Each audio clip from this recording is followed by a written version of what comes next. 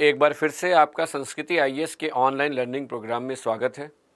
मैं उम्मीद करता हूं कि आप अब तक डिस्कस किए गए टॉपिक को रिवाइज करते हुए आगे बढ़ रहे होंगे, अपना सिनॉप्सिस भी बना रहे होंगे और पीडीएफ नोट्स का उपयोग तभी कर रहे होंगे जब आप सिनॉप्सिस के लेवल पर, यानी अपने नोट्स को तैयार करके जो क्लास में मैं डिस्कस कर रहा हूं उसे एक हद तक, यानी एक लेवल तक समझ ले रहे होंगे। ये भी ध्यान रखना है कि जो भी आपके मन में प्रश्न उठे उसे कॉपी में नोट करते चलिएगा, क्योंकि हो सकता है कि जो आपके सामने क्वेश्चंस आ रहे होंगे या जो आपको कन्फ्यूजन हो रहे होंगे वो आने वाले टॉपिक के डिस्कशन के साथ क्लियर होते जाए। और अगर आप ऐसा करते चलेंगे तो आप आने वाले क्लास के प्रति भी अटेंटिव रहेंगे और उसके बाद भी जब एक सेक्शन ख़त्म हो जाएगा तो आपके जितने भी डाउट्स होंगे उन सभी डाउट्स को मैं क्लियर करूंगा पहले।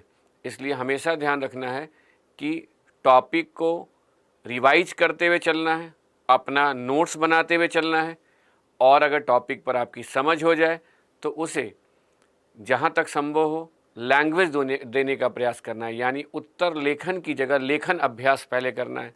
एक बार आप सब्जेक्ट के लैंग्वेज को एक्वायर कर लेंगे तो आसानी से पूछे जाने वाले प्रश्नों का जवाब भी दे पाएंगे। तो चलिए, अब तक जो आपने तापमान से संबंधित टॉपिक को क्लास के माध्यम से समझा होगा, उसमें एक डिस्कशन का टॉपिक था ऊष्मा बजट की संकल्पना, दूसरा टॉपिक था इंसोलेशन सूर्य तप, तीसरा जो डिस्कशन का एक इम्पॉर्टेंट टॉपिक भी था वो था तापमान के वितरण को निर्धारित करने वाले कारक, यानी हम लोगों ने उन कारकों पर विचार किया जो तापमान के क्षैतिज वितरण को निर्धारित करते हैं। और इसे समझने के क्रम में आपने ये भी समझा होगा कि किस प्रकार तापमान के वितरण में अक्षांशीय विभिन्नता के साथ एक ही अक्षांश के विभिन्न स्थानों पर देशांतरीय विभिन्नता भी देखने को मिलती है। अब जो आज डिस्कशन का मेन टॉपिक है वह थर्मल लैप्स रेट, तापीय ह्रास दर, क्योंकि लैप्स रेट का मतलब होता है कमी और रेट यानी कमी का एक दर, यानी जब एक निश्चित दर से तापमान में अगर कमी आती है तो इस प्रकार की कमी के लिए ही lapse, thermal lapse rate word का यूज किया जाता है। ऊंचाई में वृद्धि के साथ तापमान में एक निश्चित दर से आने वाली कमी को ही थर्मल लैप्स रेट कहते हैं। तो आखिरकार समुद्र की सतह से अगर हम अधिक ऊंचाई वाले क्षेत्र की ओर जाते हैं तो तापमान में कमी क्यों होती है और कितने प्रकार से होती है, इसे समझने के पहले आपको दो फंडामेंटल टॉपिक को समझना होगा। एक तापीय परिवर्तन, थर्मल चेंज, यह साइंस का एक इम्पॉर्टेंट कॉन्सेप्ट भी है, और दूसरा वायुमंडलीय आर्द्रता, एटमॉस्फेरिक ह्यूमिडिटी। ये दोनों ही फंडामेंटल्स टॉपिक को अगर आप क्लियर कर लेते हैं तो थर्मल लैप्स रेट समझना आपके लिए आसान होगा। तो ये आज के डिस्कशन में पहले हम लोग बेसिक कॉन्सेप्ट को क्लियर करने का कोशिश करेंगे, उसके बाद ही यह देखेंगे या समझने का प्रयास करना है कि थर्मल लैप्स रेट से अगर क्वेश्चन पूछेगा तो कितने प्रकार से पूछ सकता है और थर्मल लैप्स रेट्स को तैयार करते समय कौन कौन से इंपॉर्टेंट पॉइंट को ध्यान में रखने की आवश्यकता पड़ेगी। तो चलिए, सबसे पहले यह समझिए कि अगर थर्मल चेंज और तापीय परिवर्तन की प्रक्रिया का जहाँ तक संबंध है, तो जब कभी भी किसी वस्तु के तापमान में परिवर्तन होता है तो वह परिवर्तन दो कारणों से हो सकता है। एक तो डायबिटिक प्रक्रिया के कारण भी तापमान में परिवर्तन हो सकता है, और दूसरा एडियाबेटिक प्रक्रिया भी तापमान में परिवर्तन का एक महत्वपूर्ण कारण है। एडियाबेटिक प्रक्रिया को लोग हिंदी में रुद्धोष्म प्रक्रिया भी कहते हैं, लेकिन आप चाहें तो देवनागरी लिपि में इसी प्रकार से आप एडियाबेटिक प्रोसेस भी यानी प्रक्रिया भी लिख सकते हैं। तो जैसा कि आप पहले से जानते हैं कि संवेदनशील ऊष्मा में होने वाले परिवर्तन का संबंध तापीय परिवर्तन से, क्योंकि संवेदनशील ऊष्मा का संबंध किसी भी वस्तु के गर्म और ठंडा होने की प्रक्रिया से, और तापमान रूपी स्केल से जब हम हीट मेजर करते हैं तो सेंसिबल हीट को ही मेजर करते हैं। तो अब यहाँ यह समझिए कि आखिरकार डायबिटिक प्रक्रिया के कारण तापमान में किस प्रकार से परिवर्तन होता है। फिर उसके बाद इसे ध्यान में रखते हुए एडियाबेटिक प्रक्रिया को न केवल समझना है बल्कि डायबिटिक प्रक्रिया से उसका कंपैरेटिव या तुलनात्मक अध्ययन भी करना है। तो ध्यान दीजिए कि मान लीजिए कि कोई भी वस्तु है, अगर उसमें से किसी एक वस्तु का तापमान अधिक है और वहीं दूसरी वस्तु का, यानी अगर ये x है और ये y है, दूसरी वस्तु का तापमान इस x की अपेक्षा कम है, तो ऐसी स्थिति में ऊष्मा का स्थानांतरण अधिक तापमान वाले क्षेत्र से कम तापमान वाले क्षेत्र की ओर होगा, यानी x से y की ओर जब ऊष्मा का स्थानांतरण होगा तो कह सकते हैं x के द्वारा ऊष्मा का, हीट का इमिशन या ऊष्मा का निष्कासन होगा, वहीं दूसरी तरफ y के द्वारा ऊष्मा का अवशोषण होगा। और कहीं ना कहीं यहाँ ऊष्मा का स्थानांतरण होने के कारण ही तापमान में परिवर्तन हो रहा है। अब यहाँ अगर आपसे कोई प्रश्न करे कि डायबिटिक प्रक्रिया से आप क्या समझते हैं, तो इसका सरल और सीधा जवाब है कि जब ऊष्मा के स्थानांतरण के कारण तापमान में परिवर्तन होता है तो इस प्रक्रिया को ही, यानी तापमान में परिवर्तन की प्रक्रिया को ही डायबिटिक तापीय परिवर्तन कहते हैं। अब यहाँ यह भी समझना आवश्यक है, डायबिटिक प्रक्रिया के समय जो तापमान में परिवर्तन होता है उसमें चूंकि ऊष्मा का निष्कासन या अवशोषण होता है, इसलिए वस्तु कहीं ना कहीं डायबिटिक प्रक्रिया के समय, यानी डायबिटिक तापीय परिवर्तन के समय वस्तु खुले तंत्र के रूप में, ओपन सिस्टम के रूप में कार्य करता है। तो कुछ वर्ड है जिसको हमेशा ध्यान में रखना है कि जब कभी भी ऊष्मा के स्थानांतरण या निष्कासन या अवशोषण के कारण तापमान में परिवर्तन होता है तो इस प्रकार की प्रक्रिया को ही डायबिटिक तापीय परिवर्तन कहते हैं।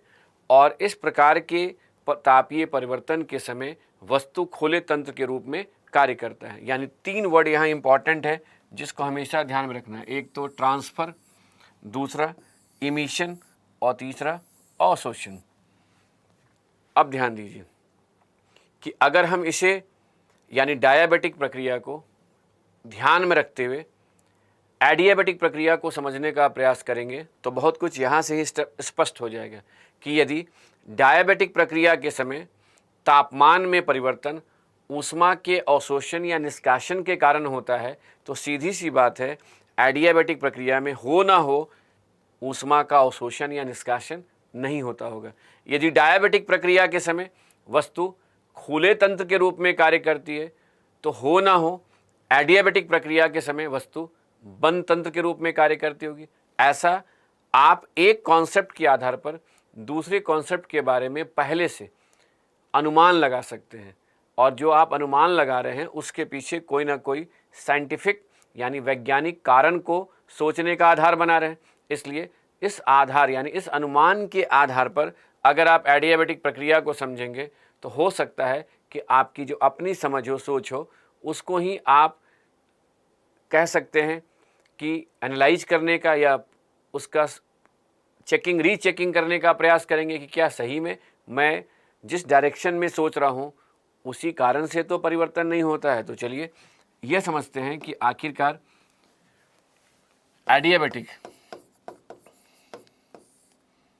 एडियाबेटिक प्रक्रिया के समय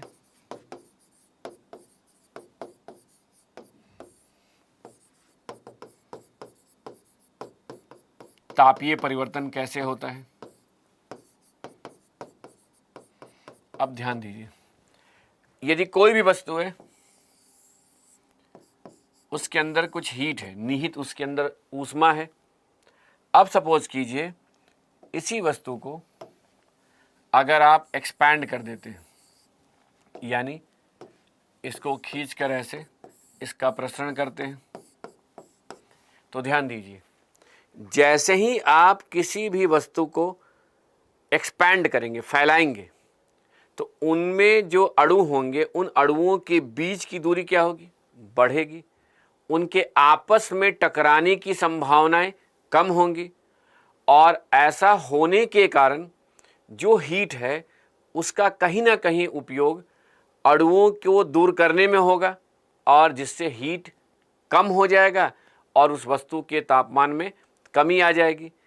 जैसे कि अगर कहा जाए तो कभी भी यदि आप किसी ऐसे पंप का यूज करके किसी फुटबॉल में या टायर के ट्यूब में हवा भरते हैं, तो जैसे ही आप पंप को नीचे की ओर पुश करेंगे तो वहाँ एयर कंप्रेस हो रहा है और जैसे उस पंप से एयर पंप से वायु बाहर निकलेगा या किसी फुटबॉल में या ट्यूब में की तरफ जाएगा तो वो एक्सपैंड करेगा, फैलेगा और फैलने के कारण जो है उसका तापमान कम हो जाएगा। ऐसे इसी प्रकार से आप खुद अपने पर भी अप्लाई कर सकते हैं कि यदि गर्मी का जब मौसम होता है तो व्यक्ति अपने बॉडी के टेम्परेचर को कम रखने के लिए वो साइंस को नहीं जानते हुए भी वो अपने बॉडी को रिलैक्स करके रखता है। जब उसका बॉडी रिलैक्स रहता है तो उसके बॉडी का जो टेम्परेचर होता है रिलेटिवली कम होता है। यानी इस आधार पर कह सकते हैं कि वायु के, इसको अगर हम वायुमंडल के संदर्भ में अप्लाई करें तो वायु के प्रसरण के कारण एक्सपेंशन, प्रसरण या एक्सपेंशन के कारण तापमान में आने वाली कमी को एडियाबैटिक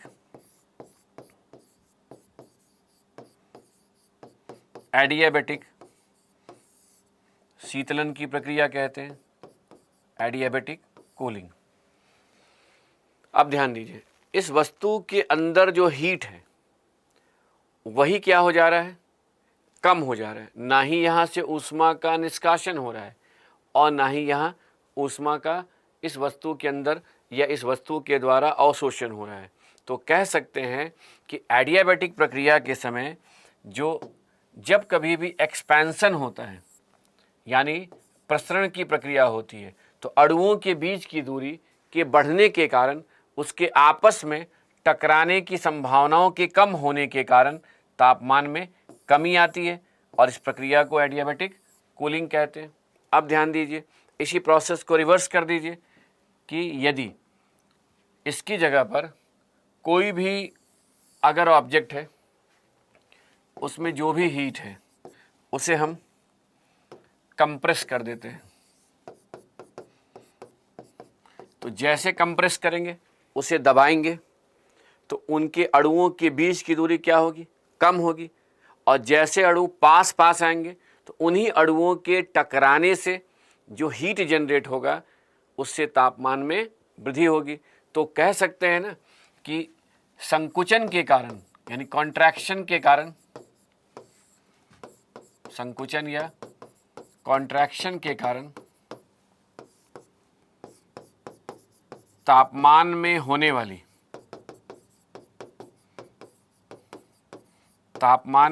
वाली वृद्धि को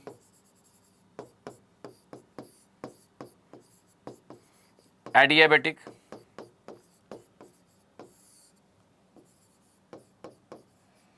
ऊष्मन की प्रक्रिया कहते हैं, एडियाबैटिक हीटिंग कहते हैं। तो कुल मिलाकर आपने कंक्लूजन क्या ड्रॉ किया कि यदि हम किसी भी ऑब्जेक्ट को कंप्रेस करते हैं, जैसे कि अभी हमने उदाहरण दिया था कि यदि हम पंप को पुश करते हैं, पंप के द्वारा हवा भरते हैं, तो जैसे पंप में एयर कंप्रेस होता है तो एडियाबैटिक हीटिंग के कारण ही वो पंप गर्म हो जाता है और वहीं जो हवा ट्यूब या बॉल में जाकर एक्सपैंड होता है तो वहाँ एडियाबैटिक कूलिंग के कारण तापमान में कमी आ जाती है।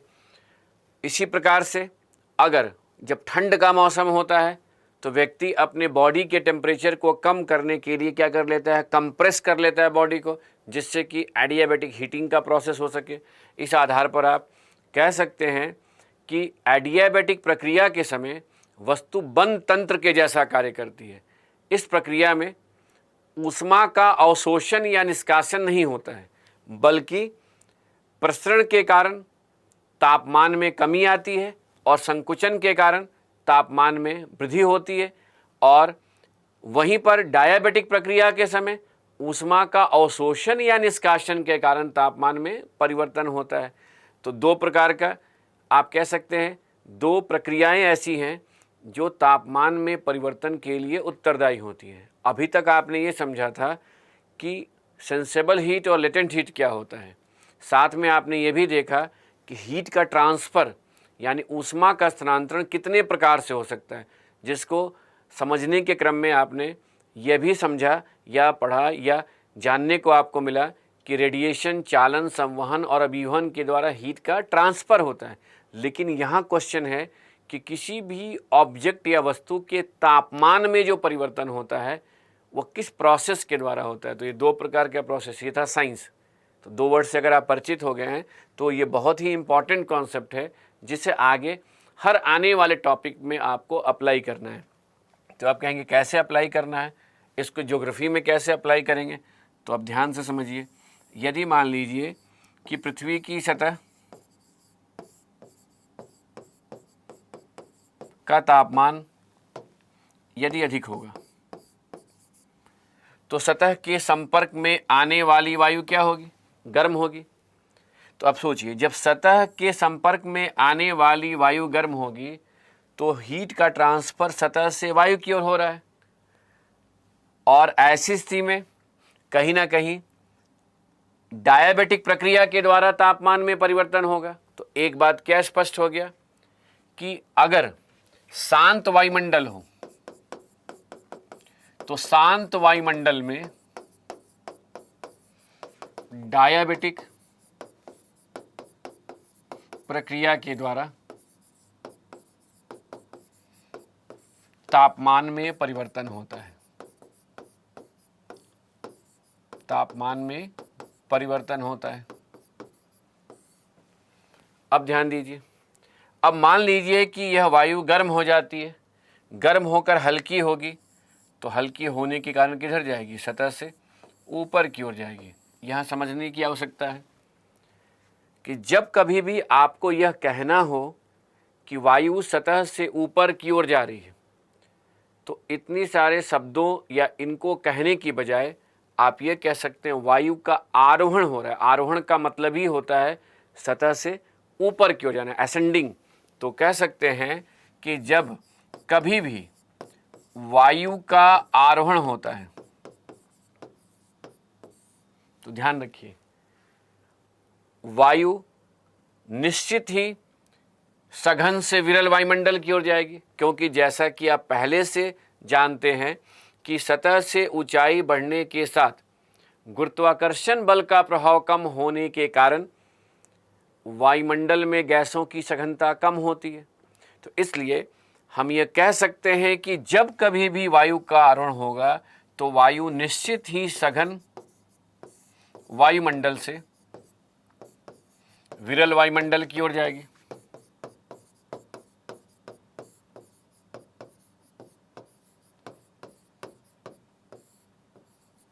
अब सोचिए, अगर वायु सघन वायुमंडल से विरल वायुमंडल की ओर जाएगी तो निश्चित ही वायु का क्या होगा, इस वायु का एक्सपेंशन होगा।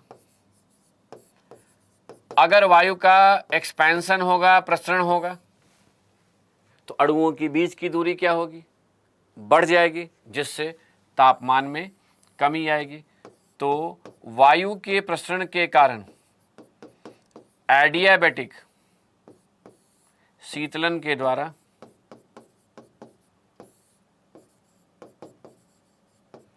तापमान में कमी आती है। तो अब यहाँ समझने की आवश्यकता है कि पृथ्वी की सतह पर कहीं भी किसी भी समय, यानी किसी भी कोने में, किसी भी क्षेत्र में, किसी भी समय यदि किसी भी कारण से वायु का आरोहण होगा तो वहां निश्चित ही एडियाबेटिक शीतलन के द्वारा तापमान में कमी आएगी। ये बात हमेशा ध्यान रखिएगा। यानी यहाँ अगर प्रारंभिक परीक्षा के दृष्टिकोण से सोचिएगा तो पहला प्रश्न करेगा कि वायु का आरोहण होने के कारण वायु का प्रसरण क्यों होता है, तो क्या जवाब देंगे? क्योंकि वायु सघन वायुमंडल से विरल वायुमंडल की ओर जाती है।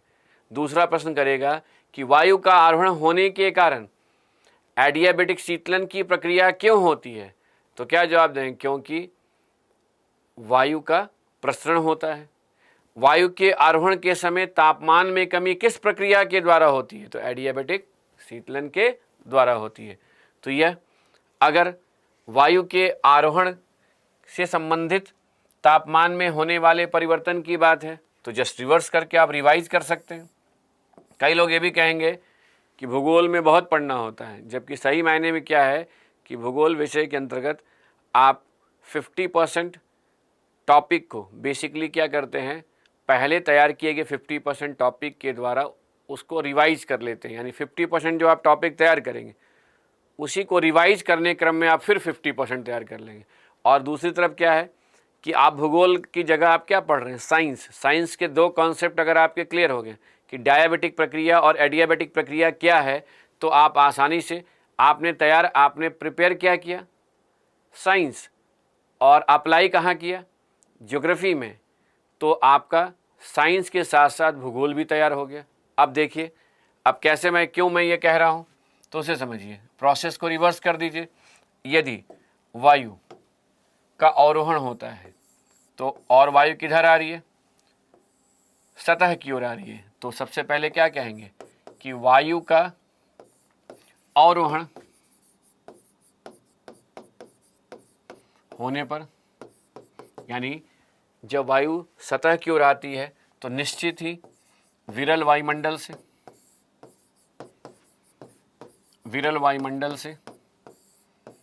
सघन वायुमंडल की ओर आएगी,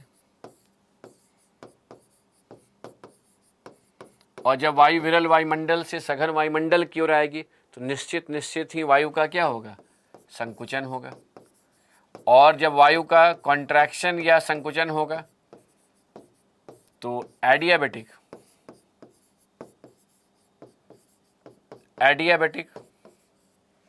ऊष्मन के द्वारा तापमान में वृद्धि होगी। तो सोचिए, दुनिया के किसी भी कोने में, यानी किसी भी क्षेत्र में, कभी भी यदि वायु का अवरोहण होगा तो वहाँ एडियाबेटिक ऊष्मन के द्वारा तापमान में वृद्धि होगी। बस इतना कॉन्सेप्ट को हमेशा ध्यान रखिएगा। जो भी मेरे से भूगोल की तैयारी, यानी मेरे मार्गदर्शन में भूगोल विषय को तैयार किया होगा, उससे अगर आप मौसम विज्ञान के टॉपिक पर बात करेंगे तो वो ऐसे ही, उसका हैंड मूवमेंट ऐसे होगा कि जब वायु का आरोहण होगा तो वायु का प्रसरण होगा, वायु का प्रसरण होगा तो एडियाबेटिक कूलिंग के द्वारा तापमान में कमी आएगी। तो जहाँ वो वायु के आरोहण और अवरोहण के द्वारा तापमान में होने वाले परिवर्तन की बात करें तो समझ जाइए कि वो कहीं ना कहीं उसने मेरे ही गाइडेंस में इस विषय को तैयार किया होगा। और बहुत ऐसे लोग हैं जो आप देखेंगे कि भूगोल का कहीं ना कहीं तैयारी करा रहे हैं, उसकी क्लासेस लेते हैं और वो कोशिश करते हैं कि मौसम विज्ञान, जलवायु विज्ञान को समझाएं, मैप के बारे में यानी मैप रीडिंग कराएं। तो देखकर अच्छा तो लगता है कि चलो मेरे से पढ़ाया, मेरे गाइडेंस में तैयारी किए हुए लोग आज कई लोगों को भूगोल के बारे में जानकारी दे रहे हैं। लेकिन मैं यही चाहूँगा कि आप लोग जो हैं अगर क्लास कर रहे हैं तो पहले आपका टारगेट होना चाहिए कि आप यूपीएससी क्वालिफाई करें। स्टेट पीसीएस में अगर एग्ज़ाम दे रहे हैं तो टॉप रैंक के साथ क्वालिफाई करें, एसडीएम डिप्टी एसपी से नीचे की बात ना करें। उसके लिए ऐसे ही आपको कॉन्सेप्ट को डेवलप करते हुए आगे बढ़ना होगा। यानी अभी तक के डिस्कशन में मैं आपसे यही कहूँगा कि जो सबसे पहला और इम्पॉर्टेंट कॉन्सेप्ट है वो कौन सा हुआ, आपको डायबिटिक और एडियाबेटिक प्रोसेस की एक बेसिक समझ होनी चाहिए और इसे आगे अप्लाई करते हुए चलना है। अब इसे ध्यान में रखते हुए अब सेकंड फंडामेंटल टॉपिक जो है वो वायुमंडलीय आर्द्रता है। लेकिन वायुमंडलीय आर्द्रता एक ऐसा टॉपिक है जिससे आपको एग्जामिनेशन में यानी मुख्य परीक्षा में प्रश्न भी मिल सकता है। तो इसलिए वायुमंडलीय आर्द्रता को तैयार करते समय आपको यह भी ध्यान रखना है कि अगर वायुमंडलीय आर्द्रता से संबंधित कोई प्रश्न आता है तो उसका जवाब कैसे देंगे, उसे ध्यान में रखकर आपको आगे बढ़ना है। तो देखिए, अगर वायुमंडलीय एटमॉस्फेरिक ह्यूमिडिटी की बात करें, वायुमंडलीय आर्द्रता की बात करें, तो वायुमंडलीय आर्द्रता पर अगर आपसे कहा जाता है टिप्पणी लिखें, सीधा लिख दिया वायुमंडलीय आर्द्रता पर टिप्पणी करें, तो सबसे पहले वायुमंडलीय आर्द्रता के मीनिंग को स्पष्ट कर देना है। उसके बाद ये बताना है कि वायुमंडलीय आर्द्रता को डिटरमिन कौन कौन से मेथड से करेंगे, यानी वायुमंडलीय आर्द्रता के मापन की कौन कौन सी विधियां हैं। तो वायुमंडलीय आर्द्रता के मापन की विधियों में जो एक विधि है वह है निरपेक्ष आर्द्रता, एब्सोल्यूट ह्यूमिडिटी। दूसरी विधि है स्पेसिफिक ह्यूमिडिटी, विशिष्ट आर्द्रता। और तीसरा जो है वह है सापेक्ष आर्द्रता। ध्यान रखिएगा, इन तीनों में जिसे आपको अधिक महत्व देना है वह है सापेक्ष आर्द्रता, क्योंकि हम मौसम या जलवायु विज्ञान के अंतर्गत मौसम को प्रभावित करने वाले कारकों का अध्ययन इसलिए कर रहे हैं क्योंकि हमें मौसम में होने वाले परिवर्तन को समझना है। इसलिए एब्सोल्यूट, स्पेसिफिक और रिलेटिव ह्यूमिडिटी में सापेक्ष आर्द्रता का मौसम में होने वाले परिवर्तन से घनिष्ठ संबंध है।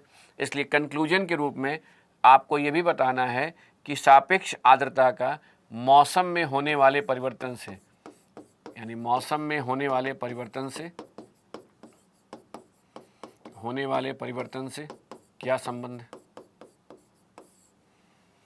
तो ध्यान दीजिए, सिंपल सा 150 वर्ड्स में, 200 वर्ड्स में आपके सामने ऐसा सीधा क्वेश्चन आ गया तो आप जवाब दे देंगे। हाँ, इसमें ही अगर हो सकता है इसी टॉपिक को, वायुमंडलीय आर्द्रता को तापमान से लिंक करके भी पूछ सकता है, आने वाले टॉपिक से भी लिंक करके पूछ सकता है। तो जब एक टॉपिक को दूसरे टॉपिक से लिंक करके पूछता है तो वह क्वेश्चन टिप्पणी के बजाय 250-300 शब्दों में लिखने के लिए कहा जाएगा। तो अभी हम लोग फोकस करें कि इस कुछ टॉपिक को कैसे हम समझें, और समझने के साथ इतनी समझ होनी चाहिए जिसके आधार पर आप इस पर एक कम से कम 150 से 200 शब्दों में एक बेहतर जवाब दे सके, यानी आंसर लिख सके।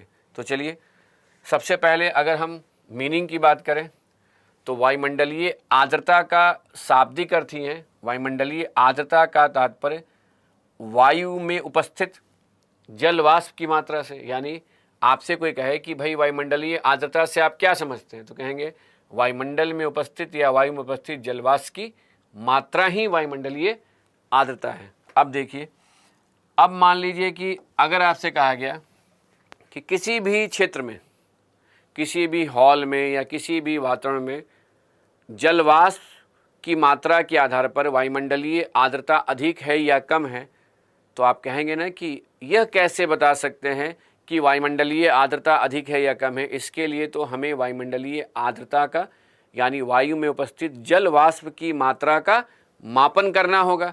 तो ध्यान दीजिए, वायुमंडलीय आर्द्रता का मापन करते समय यदि आप निरपेक्ष आर्द्रता को मापन का आधार बनाएंगे तो निरपेक्ष आर्द्रता तो कुछ इस प्रकार से परिभाषित किया जाता है। ऐसे लिखा रहेगा, ग्राम प्रति घन सेंटीमीटर, या ऐसे भी लिखा हुआ मिल सकता है ग्राम प्रति घन सेंटीमीटर। अब ध्यान दीजिए, यही सिनॉप्सिस है। तो कोई आपसे प्रश्न करता है कि निरपेक्ष आर्द्रता से आप क्या समझते हैं, तो क्या कहेंगे, 1 घन सेंटीमीटर, प्रति का मतलब 1, तो 1 घन सेंटीमीटर वायु में उपस्थित जलवाष्प की मात्रा को ही उसकी निरपेक्ष आर्द्रता कहते हैं। साथ में अगर वाक्य बनाना है तो यहाँ ध्यान रखिएगा, एक निश्चित तापमान, यानी एक निश्चित तापमान पर 1 घन सेंटीमीटर वायु में उपस्थित जलवाष्प की मात्रा को निरपेक्ष आर्द्रता कहते हैं। अब यहाँ ध्यान दीजिए कि इतने ही से आप डेराइव कर सकते हैं। इतने से यहाँ के बाद की जानकारी को पढ़ने की बजाय खुद से सोचने का प्रयास करना है कि अगर आपसे कोई प्रश्न करता है कि निरपेक्ष आर्द्रता किस पर डिपेंड करता है, तो कहेंगे सीधी सी बात है, निरपेक्ष आर्द्रता का संबंध यानी एब्सोल्यूट ह्यूमिडिटी का संबंध या तो जल वाष्प की मात्रा से है या वायु के आयतन से, क्योंकि इन दोनों के द्वारा ही हम एब्सोल्यूट ह्यूमिडिटी या निरपेक्ष आर्द्रता का निर्धारण करते हैं। अब ध्यान दीजिए, यदि आपसे कहा जाए कि वायु के आयतन और जलवाष्प की मात्रा, इन दोनों में किसमें परिवर्तन होने की संभावनाएं अधिक होंगी, तो कहेंगे कि जलवाष्प की मात्रा का संबंध वाष्पीकरण की प्रक्रिया से है, और वाष्पीकरण की प्रक्रिया के होने के लिए सबसे पहले तो जल की सतह का होना आवश्यक है। जल की सतह के होने के साथ जल की सतह का तापमान भी अधिक होना आवश्यक है। तो जब जल की सतह हो और जल की सतह का तापमान अधिक होगा, तब जाकर वाष्पीकरण के लिए अनुकूल दशाएं उत्पन्न होंगी। इसलिए वाष्पीकरण की प्रक्रिया के लिए कई कंडीशंस का होना आवश्यक है, जबकि वायु के आयतन में आसानी से परिवर्तन हो सकता है। तो अगर देखा जाए तो इसमें जलवाष्प की मात्रा यानी जलवाष्प की मात्रा के नियत या कांस्टेंट होने की संभावनाएं क्या है, नियत या कांस्टेंट होने की संभावनाएं अधिक है। इस आधार पर आप कह सकते हैं कि निरपेक्ष आर्द्रता का वायु के आयतन से इनवर्स रिलेशन होता है। यानी कब होगा, जब जलवाष्प की मात्रा कांस्टेंट होगी। अब ध्यान दीजिए, यदि वायु का आरोहण होगा तो वायु सघन से विरल वायुमंडल की ओर जाएगी, जिससे वायु के आयतन में वृद्धि होने के साथ निरपेक्ष आर्द्रता में क्या हो जाएगी, कमी आएगी। ठीक उसी प्रकार अगर वायु का अवरोहण होगा तो वायु विरल से सघन वायुमंडल की ओर आएगी, जिससे कहीं ना कहीं वायु का संकुचन होने के कारण निरपेक्ष आर्द्रता में वृद्धि होगी। अब यहाँ समझने की आवश्यकता है कि वायु के आरोहण या अवरोहण के कारण निरपेक्ष आर्द्रता में परिवर्तन हो सकता है। ठीक है, अब अगर आपसे प्रश्न किया जाए कि निरपेक्ष आर्द्रता वायुमंडलीय आर्द्रता के मापन की क्या एक उपयुक्त विधि है, तो कहेंगे निरपेक्ष आर्द्रता वायुमंडलीय आर्द्रता के मापन की यानी जलवाष्प की मात्रा के मापन की एक उपयुक्त विधि नहीं है, क्योंकि जलवाष्प की मात्रा के कांस्टेंट रहने पर भी, नियत रहने पर भी वायु के आयतन में वृद्धि या कमी के कारण या वायु के आरोहण या अवरोहण के कारण जब आयतन में परिवर्तन होता है तो निरपेक्ष आर्द्रता में भी परिवर्तन हो जाता है। तो सोचिए, अगर मान लीजिए आपको एक टास्क दिया जाता है कि जाइए और जलवाष्प की मात्रा का मापन कीजिए।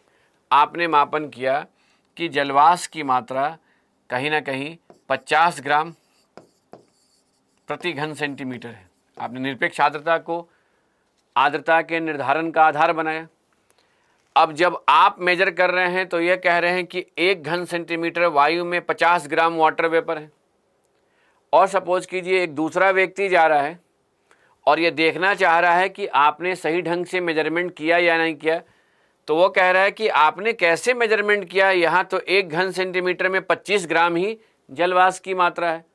तो हो सकता है ना कि जब वह व्यक्ति निरपेक्ष आर्द्रता का मापन करने के लिए गया हो तो उस समय वायु का आयतन 1 घन सेंटीमीटर की बजाय 2 घन सेंटीमीटर हो गया हो। तो जहाँ 1 घन सेंटीमीटर में पहले 50 ग्राम वाटर वेपर था, वहीं अगर 2 घन सेंटीमीटर में 50 ग्राम वाटर वेपर रहेगा तो ऐसी स्थिति में 1 घन सेंटीमीटर में 25 ही ग्राम तो वाटर वेपर होगा ना। तो इस आधार पे आप क्या कहेंगे कि निरपेक्ष आर्द्रता के मापन की एक उपयुक्त विधि नहीं है। तो मान लीजिए आपको इस पर आपको यानी अपने कॉन्सेप्ट को एक लैंग्वेज देना हो, यानी आंसर के फॉर्म में इसे एक्सप्रेस करना हो, तो कह सकते हैं ना कि एक निश्चित तापमान पर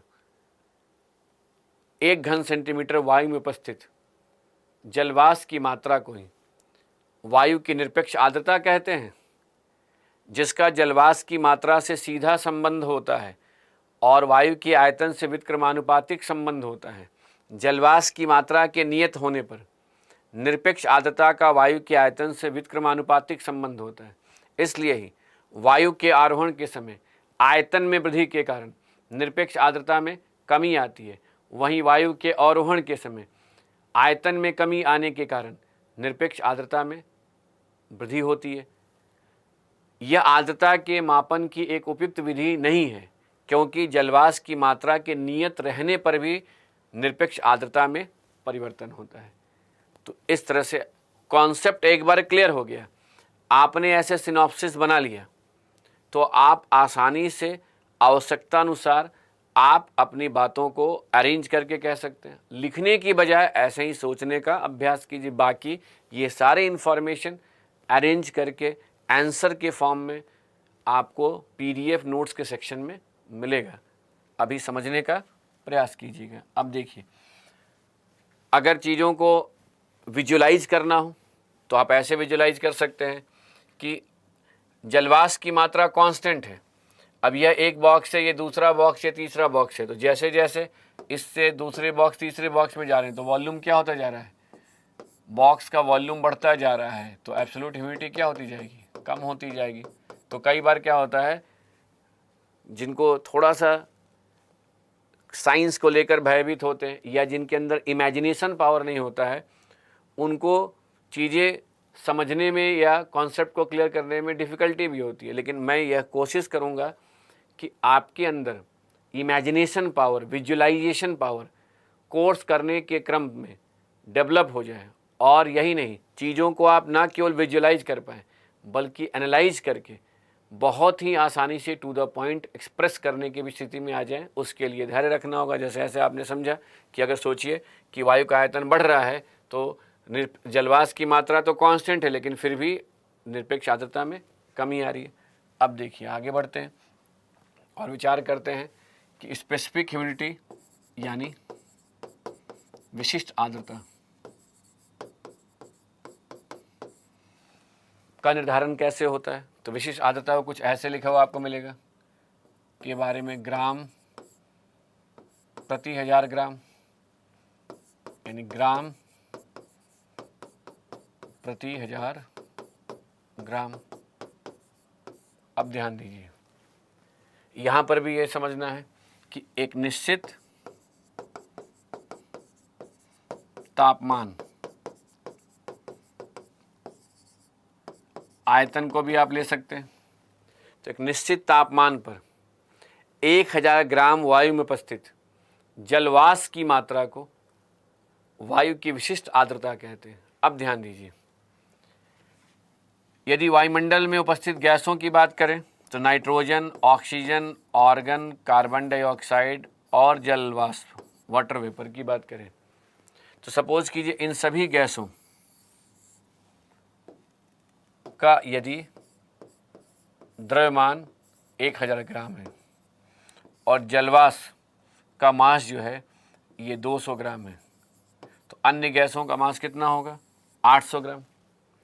तो आप क्या कहेंगे, वायु की विशिष्ट आर्द्रता कितनी है, 200 ग्राम प्रति 1000 ग्राम, यानी 1000 ग्राम वायु में 200 ग्राम जलवाष्प की मात्रा है। अब समझिए, अगर आप इस वायु को चाहे कितना भी फैला लीजिए, एक्सपैंड कर लीजिए, इसका आयतन चाहे कितना भी बढ़ जाए या इसके आयतन में चाहे कितने भी कमी हो जाए, मास तो उतना ही रहेगा।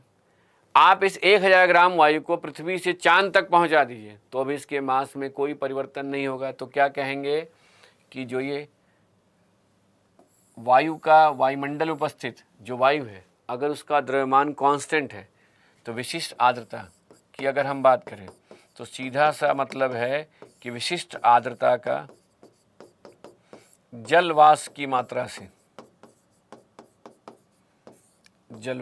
मात्रा से डायरेक्ट रिलेशन होता है। अब सोचिए, वह सभी कारक जो वायुमंडल में जलवाष्प की मात्रा को निर्धारित करते हैं वो वायु की विशिष्ट आर्द्रता को निर्धारित करते हैं। अब समझिएगा, एक लाइन में अगर आप लिखते हैं कि एक निश्चित तापमान पर वायु में उपस्थित जलवाष्प की मात्रा को उसकी विशिष्ट आर्द्रता कहते हैं, तो बहुत जगह पर आपको इस एक लाइन की बजाय एक वर्ड भी लिख देंगे कि वायु की विशिष्ट आर्द्रता इतनी है, तो इसका मतलब पढ़ने वाला व्यक्ति भी समझ जाएगा कि आप कहना चाह रहे हैं कि वायु में जलवाष्प की मात्रा कितनी है। तो आप अपने यानी कम से कम शब्दों में अपनी बातों को कहने के लिए पहले टॉपिक को समझना है और उसके बाद उसको कंडेंस कर देना है, छोटा कर देना है। अब सोचिए कि यदि विशिष्ट आर्द्रता का जलवाष्प की मात्रा से सीधा संबंध है तो अब तक जो आपके पास कॉन्सेप्ट है उसी को ध्यान में रखते हुए, आधार बनाते हुए आप कहाँ तक सोच पा रहे हैं, इस पर भी एक बार विचार कर लेते हैं। जैसा कि आप पहले से जानते हैं कि इक्वेटर यानी विषुवत रेखीय क्षेत्र से ध्रुवों की ओर जाने पर औसत तापमान में कमी आती है। तो जब औसत तापमान में कमी आएगी तो जल की सतह के तापमान में भी कमी आएगी, तो वाष्पीकरण का दर क्या होगा? कम होगा। जब वाष्पीकरण का दर कम होगा तो वायुमंडल में जलवाष्प की मात्रा कम होगी, जलवाष्प की मात्रा कम होगी तो विशिष्ट आर्द्रता में भी कमी आएगी।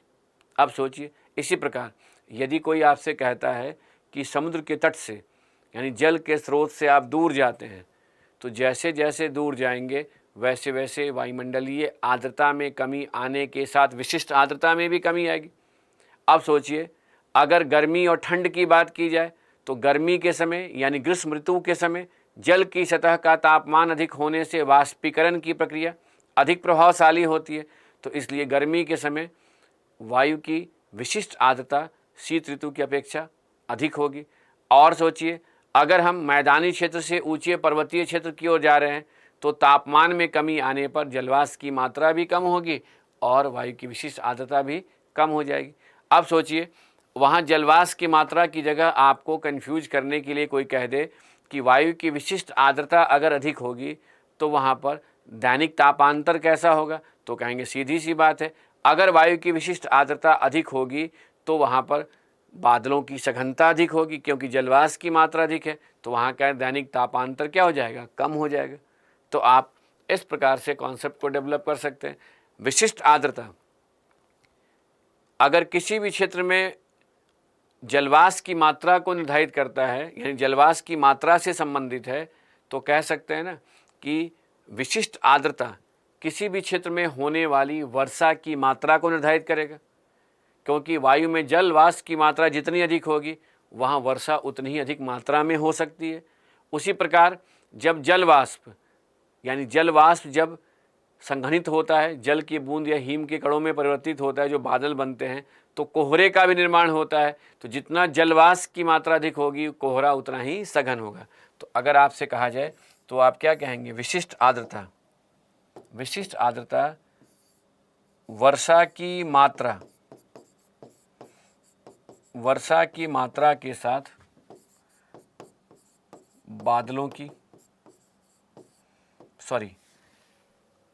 वर्षा की मात्रा के साथ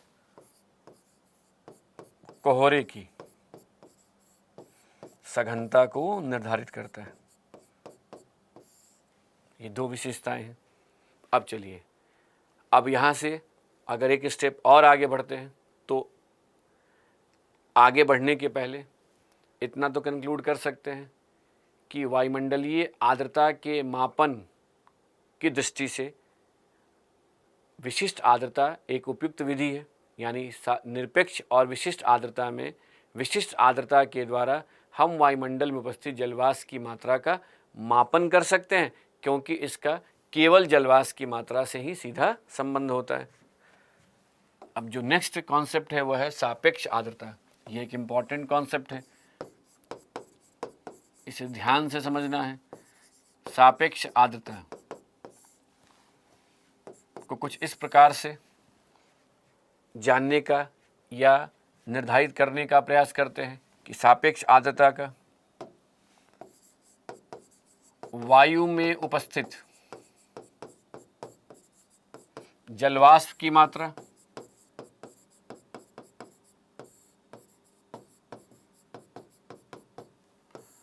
और वायु के द्वारा जल वाष्प ग्रहण करने की क्षमता से संबंध होता है।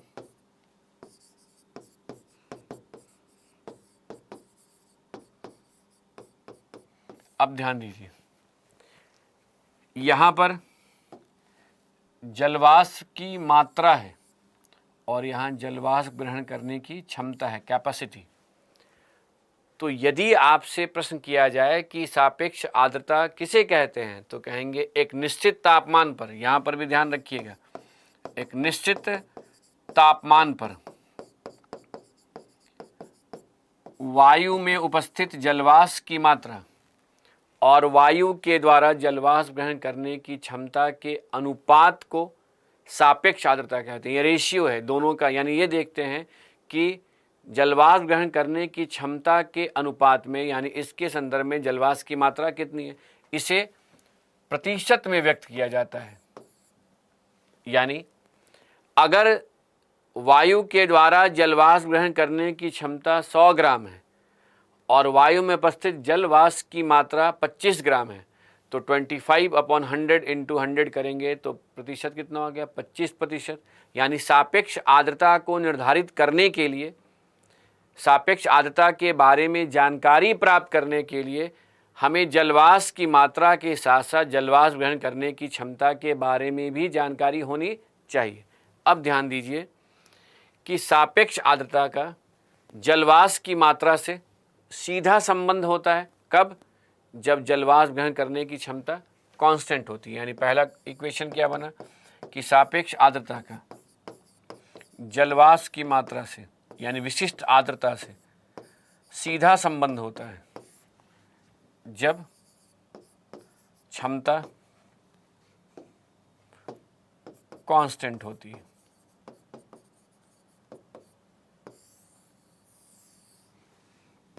अब ध्यान दीजिए, वहीं पर सापेक्ष आर्द्रता का जलवाष्प ग्रहण करने की क्षमता से, जलवाष्प ग्रहण करने की क्षमता से इनवर्स रिलेशन होता है। कब होता है? तो कहेंगे जब जलवाष्प की मात्रा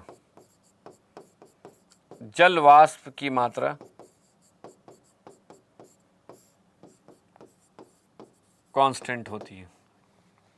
अब यहाँ समझने की आवश्यकता है कि फिर से आपके सामने यह प्रश्न आ रहा है कि जलवाष्प की मात्रा और जलवाष्प ग्रहण करने की क्षमता, इन दोनों में किसमें परिवर्तन होने की संभावना अधिक होगी?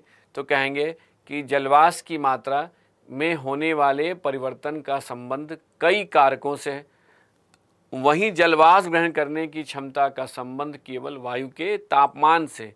यानी आप कह सकते हैं कि वायु का जो तापमान होता है वो जलवाष्प ग्रहण करने की क्षमता को निर्धारित करता है, क्योंकि जब वायु का तापमान अधिक होता है तो आयतन बढ़ जाएगा और वह जो है वायु अधिक से अधिक मात्रा में जलवाष्प को ग्रहण कर सकता है।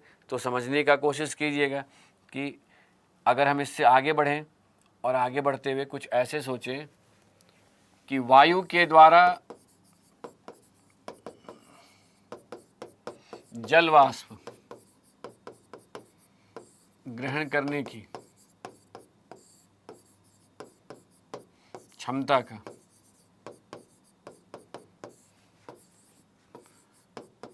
वायु के तापमान से सीधा संबंध होता है। लेकिन ये ध्यान रखना है, इस समय जलवाष्प की मात्रा कांस्टेंट होती है। यानी जलवाष्प की मात्रा के कांस्टेंट होने पर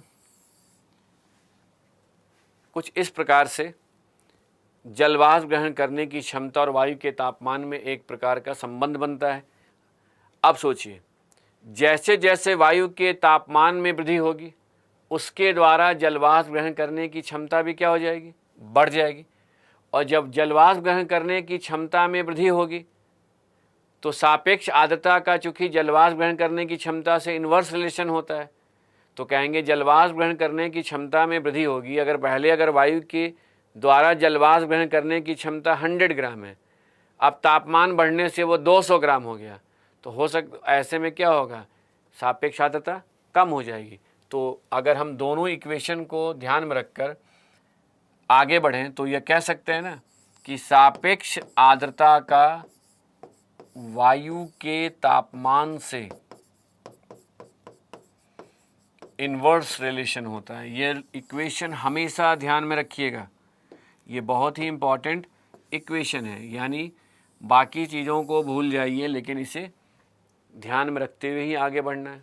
अब तक की बातों को अगर आप समझ लेते हैं और ऐसे ही सिनॉप्सिस बना लेते हैं तो आप कुछ ऐसे अपने थॉट को अरेंज कर सकते हैं कि एक निश्चित तापमान पर वायु में उपस्थित जलवाष्प ग्रहण करने की क्षमता और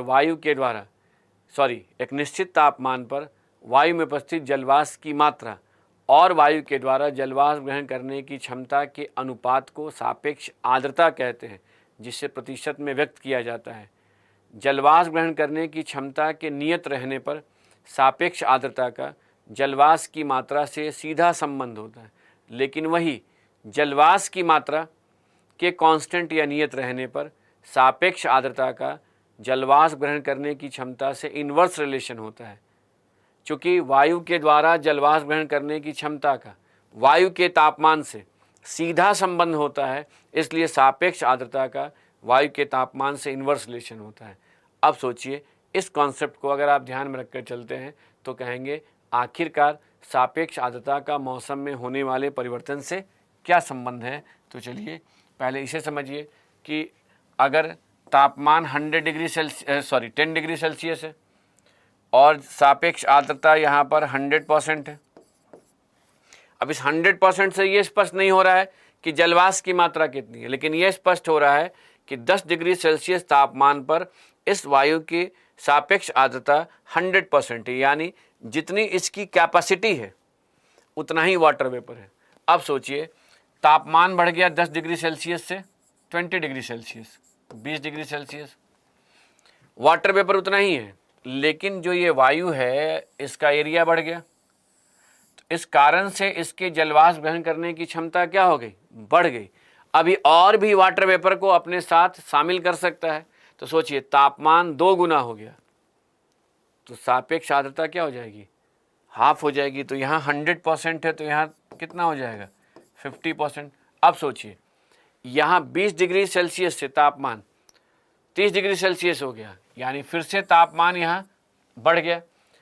तो यहाँ पर अगर तापमान 10 डिग्री सेल्सियस है और वहाँ 30 डिग्री सेल्सियस, 3 टाइम्स टेम्परेचर बढ़ गया, तो सापेक्ष आर्द्रता 1/3 हो जाएगा। यानी कह सकते हैं कि यहाँ पर जो सापेक्ष आर्द्रता होगी वो लगभग 33.3% तक होनी चाहिए। तो इससे क्या समझे कि जलवाष्प की मात्रा के कांस्टेंट होने पर तापमान में वृद्धि के साथ जलवाष्प वायु के द्वारा जलवाष्प ग्रहण करने की क्षमता के अधिक होने के कारण सापेक्ष आर्द्रता में कमी आती है। अब सोचिए, इस कॉन्सेप्ट को अगर आप अप्लाई कर लेते हैं तो कुछ ऐसे भी आप समझ सकते हैं। और भी तरीका आपको बता दे रहे हैं कि मान लीजिए कि आपसे कहा गया वायु में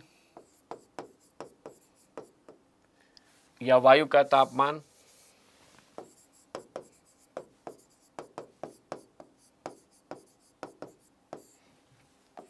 वायु में उपस्थित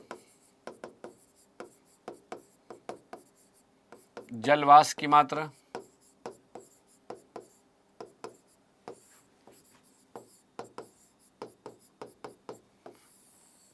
और वायु के द्वारा जलवाष्प ग्रहण करने की क्षमता और उसके बाद अगला फैक्टर है सापेक्ष आर्द्रता, रिलेटिव ह्यूमिडिटी।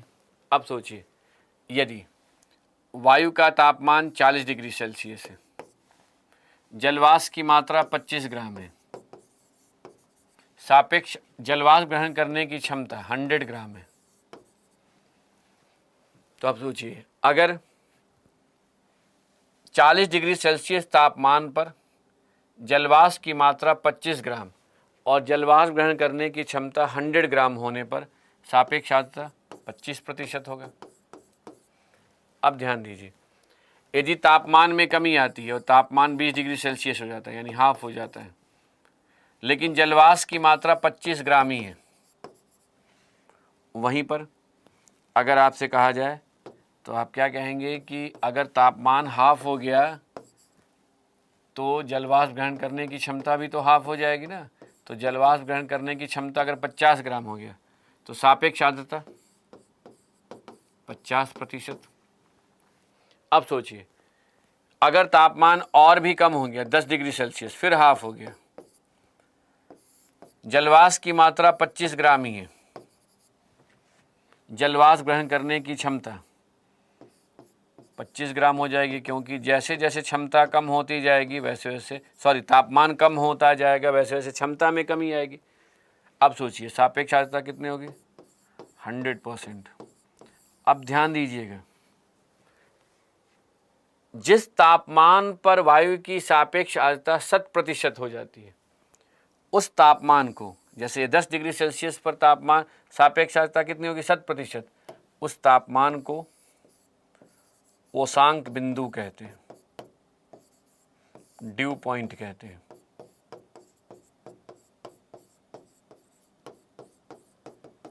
बात समझ में आ रही है कि ड्यू पॉइंट वह तापमान है, यानी ओसांक बिंदु वह तापमान है जिस पर वायु की सापेक्ष आर्द्रता 100% हो जाती है। और जब वायु की सापेक्ष आर्द्रता 100% हो जाती है तो कहा जाता है कि वायु क्या हो गई? संतृप्त हो जाती है, सैचुरेट हो जाती है। तो समझने की आवश्यकता है कि वायु के संतृप्त होने का तात्पर्य वायु की सापेक्ष आर्द्रता के 100% से है, और वायु जिस तापमान पर संतृप्त होती है उसे ड्यू पॉइंट कहते हैं। और जब वायु संतृप्त हो जाती है तभी कंडेंसेशन होता है, संघनन की प्रक्रिया होती है। यानी अगर आपसे कहा जाए कि कंडेंसेशन, संघनन की प्रक्रिया कब होगी, तो कहेंगे जब वायु की सापेक्ष आर्द्रता 100% हो जाएगी, यानी जितनी उसकी कैपेसिटी है उतनी जलवाष्प की मात्रा होगी। तो कंडेंसेशन कब होगा, किस तापमान पर होगा? तो ड्यू पॉइंट पर। तो पहले वायु संतृप्त होगी कि पहले ड्यू पॉइंट होगा? तो कहेंगे ड्यू पॉइंट पर ही वायु संतृप्त होती है, और वायु के संतृप्त होने के बाद ही कंडेंसेशन का प्रोसेस होता है। तो सोचिए, वाष्पीकरण की प्रक्रिया के होने के लिए जल की सतह का वायु के तापमान से अधिक होना आवश्यक है, और कंडेंसेशन के लिए वायु का संतृप्त होना आवश्यक है। तो आप देखिए, जल चक्र की प्रक्रिया जो पहले डिस्कस किया गया था उसके और वहाँ तक आप वाष्पीकरण के कारण को समझे थे, अब यहाँ कंडेंसेशन की प्रक्रिया के कारण को समझ रहे हैं। अब यहाँ से अगर हम आगे बढ़ें और यह सोचें कि आखिरकार सापेक्ष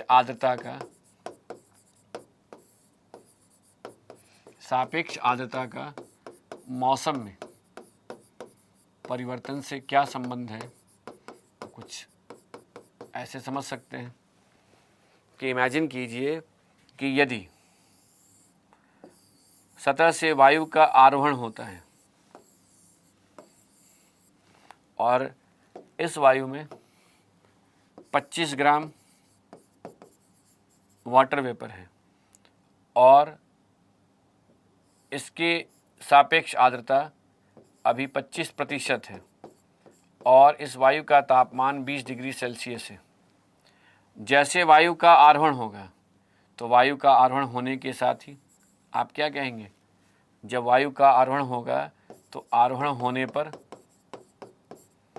वायु का प्रसरण होगा, और प्रसरण होने से एडियाबैटिक शीतलन की प्रक्रिया होगी, और एडियाबैटिक शीतलन की प्रक्रिया के कारण कहीं ना कहीं तापमान में क्या हो रही है? कमी आ रही है, और तापमान में कमी आने से सापेक्ष आर्द्रता में वृद्धि होगी। अब सोचिए, यहाँ तापमान 20 डिग्री सेल्सियस है, अब तापमान कितना हो गया? अगर वायु के आरोहण से यहाँ आने तक तापमान 10 डिग्री सेल्सियस हो गया और जलवाष्प की मात्रा 25 ग्राम ही है, यहाँ पर भी 25 ग्राम है, तो 10 डिग्री सेल्सियस होने पर सापेक्ष आर्द्रता 50%, क्योंकि जलवाष्प ग्रहण करने की क्षमता क्या हो जाएगी? आधी हो जाएगी। अब फिर वायु का आरोहण हो रहा है और तापमान 5 डिग्री सेल्सियस हो गया, हाफ हो गया, अभी भी जलवाष्प की मात्रा 25 ग्राम है, क्योंकि इसने सतह को छोड़ दिया। यहाँ पर भी 25 ग्राम है, तो यहाँ आने तक सापेक्ष आर्द्रता कितनी हो जाएगी? 100%। तो सोचिए, जब एडियाबैटिक शीतलन के द्वारा तापमान में कमी आने पर सापेक्ष आर्द्रता में वृद्धि होती है और सापेक्ष आर्द्रता में वृद्धि होने पर यदि वायु संतृप्त हो जाएगी, तो वायु के संतृप्त होने पर कंडेंसेशन होगा, संघनन, और संघनन होने पर बादलों का निर्माण होगा, और बादलों का निर्माण होने पर वर्षण की प्रक्रिया हो सकती है। तो आप सोचिए, आपने क्या बताया कि दुनिया के किसी भी कोने में यदि वायु का आरोहण होता है तो वहाँ पर वर्षण की प्रक्रिया के लिए अनुकूल दशाएं उत्पन्न हो जाएंगी। अब सोचिए, अगर आपसे कहेगा वर्षण की प्रक्रिया के लिए क्या होना आवश्यक है, तो कहेंगे बादलों का बनना आवश्यक है। बादलों के बनने के लिए क्या आवश्यक है? कंडेंसेशन का होना आवश्यक है। कंडेंसेशन के होने के लिए क्या आवश्यक है? वायु का संतृप्त होना आवश्यक है। वायु के संतृप्त होने के लिए क्या आवश्यक है? सापेक्ष आर्द्रता का 100% होना आवश्यक है। सापेक्ष आर्द्रता के 100% होने के लिए क्या आवश्यक है? सापेक्ष आर्द्रता में वृद्धि होना आवश्यक है। सापेक्ष आर्द्रता में वृद्धि के लिए तापमान में कमी होना आवश्यक है।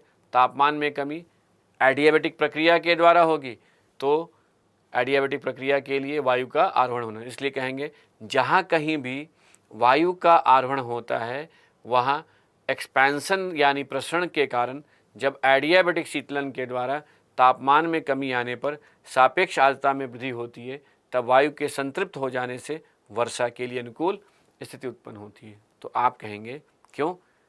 एडियाबैटिक प्रोसेस के द्वारा ही तापमान में क्यों कमी आएगी?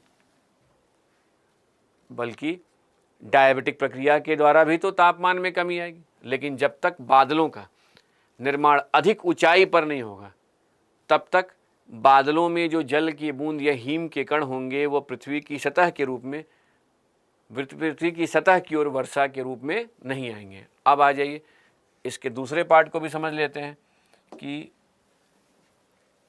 डायबिटिक शीतलन की प्रक्रिया का, डायबिटिक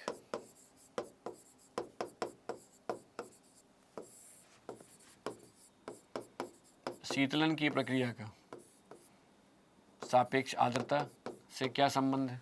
तो इमेजिन कीजिए, यदि सतह का तापमान कम होगा तो इसके संपर्क में आने वाली वायु क्या होगी? संपर्क में आने वाली वायु डायबिटिक शीतलन के द्वारा वायु के तापमान में कमी आएगी, और जब वायु के तापमान में कमी आएगी तो सापेक्ष आर्द्रता में वृद्धि होगी। जब सापेक्ष आर्द्रता में वृद्धि होगी तो वायु के संतृप्त होने पर क्या होगा? फिर से देखिए, वही प्रोसेस है, कंडेंसेशन की प्रक्रिया होगी, और जब संघनन की प्रक्रिया होगी तो इस संघनन के कारण जो बादल बनेंगे उसे कोहरा कहते हैं, यानी कोहरे का निर्माण होगा। तो इस प्रकार आप क्या कह सकते हैं कि डायबिटिक शीतलन की प्रक्रिया के द्वारा कोहरे के निर्माण के लिए अनुकूल स्थिति उत्पन्न होती है, और एडियाबैटिक शीतलन के द्वारा तापमान में कमी आने पर वर्षा के लिए अनुकूल स्थिति उत्पन्न होती है। लेकिन दोनों का संबंध किससे है? सापेक्ष आर्द्रता से।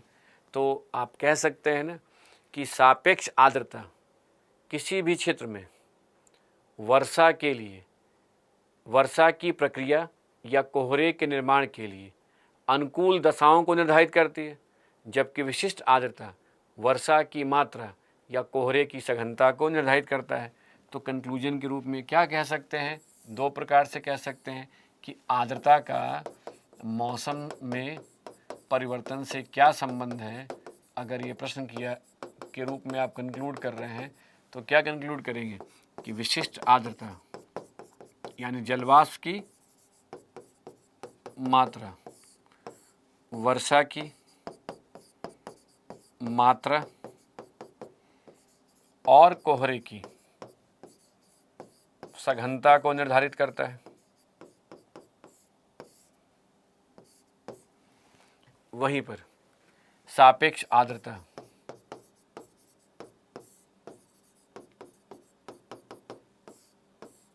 वर्षा की प्रक्रिया और कोहरे के निर्माण की प्रक्रिया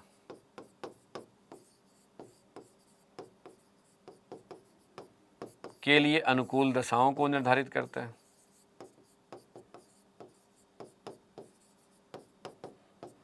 अनुकूल दशाओं का निर्धारण करता है। देखिए आंसर बन गया। तो सोचिए, एक अगर आपके पास अब तक के टॉपिक को आपने रिवाइज किया है और तैयार किया होगा और आज के डिस्कशन के माध्यम से आपने डायबिटिक और एडियाबेटिक प्रक्रिया को अगर समझने का प्रयास किया और उसके बाद जैसे आप वायुमंडलीय आर्द्रता का अध्ययन करने के लिए अगर आगे बढ़ें तो वायुमंडलीय आर्द्रता को आप आसानी से समझ सकते हैं। वायुमंडलीय आर्द्रता के जब नोट्स बनाएंगे, सिनॉप्सिस बनाएंगे तो फार्मूला के फॉर्म में बनाइए, फार्मूला के फॉर्म में अरेंज कर लीजिए। विशिष्ट आर्द्रता यानी निरपेक्ष आर्द्रता, उसके बाद विशिष्ट आर्द्रता, फिर सापेक्ष आर्द्रता और उसके बाद सापेक्ष आर्द्रता को स्पष्ट करते हुए आप यहाँ पहुँच जाइए और यह समझा दीजिए कि सापेक्ष आर्द्रता का किस प्रकार मौसम में होने वाले परिवर्तन संबंध है। सापेक्ष आर्द्रता के द्वारा हम ये समझ सकते हैं कि सापेक्ष आर्द्रता 25% है, 50% यानी 100% कितना प्रतिशत है, लेकिन सापेक्ष आर्द्रता के द्वारा हम ये निर्धारित नहीं कर सकते हैं कि वायु में जलवाष्प की मात्रा कितनी है। उसके लिए हमें विशिष्ट आर्द्रता का अध्ययन करेंगे तो दोनों का अपना महत्व है। अब इस दोनों को यानी विशिष्ट आर्द्रता और सापेक्ष आर्द्रता का जो ये कॉन्सेप्ट है, इसे ही ध्यान में रखते हुए आपको आगे बढ़ना है। तो दो कॉन्सेप्ट यहाँ पर इम्पॉर्टेंट था कि शांत वायुमंडल में डायबिटिक प्रक्रिया के द्वारा तापमान में परिवर्तन होता है और वायु के आरोहण या अवरोहण के समय एडियाबेटिक प्रक्रिया के द्वारा तापमान में परिवर्तन होता है। और वायुमंडलीय आर्द्रता का अध्ययन करते समय हमें विशिष्ट आर्द्रता और सापेक्ष आर्द्रता की समझ होनी चाहिए, क्योंकि दोनों का मौसम में होने वाले परिवर्तन से संबंध है। ये फंडामेंटल्स थे। इस फंडामेंटल्स को अगर आप क्लियर कर लेते हैं और इसे तैयार करके आगे बढ़ेंगे तो थर्मल लैप्स रेट समझना है तो आपके लिए आसान होगा ही। फिर आप तापमान के डिस्ट्रीब्यूशन को, ऊर्ध्वाधर वितरण को भी स्पष्ट कर पाएंगे। और थर्मल लैप्स रेट का वायुमंडलीय स्थिरता और अस्थिरता से संबंध होता है, वो भी आसानी समझ जाएंगे। एक बार आप थर्मल लैप्स रेट को अगर आप तैयार करते हैं यानी इसको आप रिवाइज करेंगे और थर्मल लैप्स रेट तैयार हो जाएगा। तो एक प्रकार से आज डिस्कस किए गए टॉपिक को रिवाइज करते हुए आपको नेक्स्ट टॉपिक को तैयार करना है, थर्मल लैप्स रेट को। और जब ये टेम्परेचर वाले टॉपिक को कवर कर लेंगे तो उसके बाद वायुमंडलीय आर्द्रता यहाँ डिस्कस हो गया, इनको आधार बनाते हुए एक फंडामेंटल टॉपिक है वायुमंडलीय दाब, वो तैयार करना आपके लिए और भी आसान हो जाएगा। तो चलिए फिर मिलते हैं ये इस उम्मीद के साथ कि अब तक डिस्कस किए टॉपिक को आप अच्छे से समझने का प्रयास करेंगे, रिवाइज करेंगे, जिससे कि आने वाला टॉपिक आसान हो जाए। तो धन्यवाद।